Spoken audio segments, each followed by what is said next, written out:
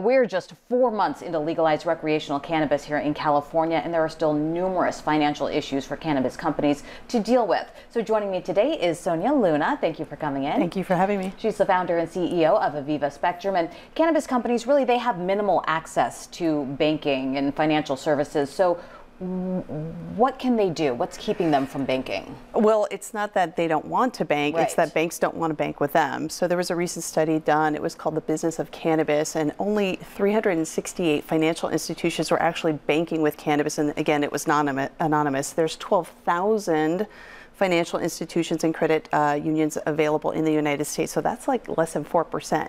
So what's holding them back, the banks to the pot industry, is they don't want their banking charter to be removed by the federal government. So that's what's happening right now. So the workaround is a lot of money orders, some cash transactions, a lot of cash transactions actually right now.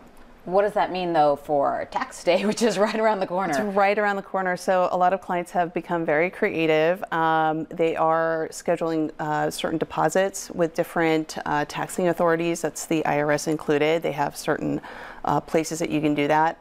But it's tricky, and it takes a long process to make an appointment sometimes to make those cash deposits because they are quite large at times. Okay. Would cryptocurrency be an option? That's what Hawaii is doing, right? Right. So I wish them the best of luck, but I think cryptocurrency, there's a lot of technology involved, some risks also involved. I think the best strategy is what a lot of people are wishing in the industry is to declassify it from a Schedule I drug to something equivalent to something like over-the-counter, like, aspirin. Because remember, there's been no documented death right now for consumption of cannabis. So why it's on par with heroin and cocaine, a lot of people in the industry are a little frustrated about that. Okay, and several cities, including San Francisco, have actually considered opening their own banks to help cannabis businesses. Could that make a difference?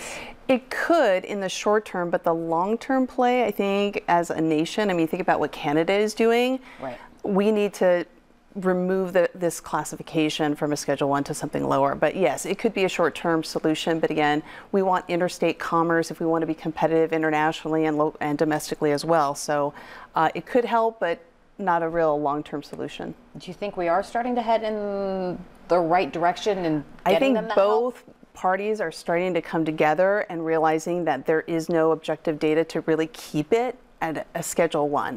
Right. And I think the banking industry, knowing the growth pattern, which I've seen several studies, some say that by 2025 it'll be 24 billion. Wow.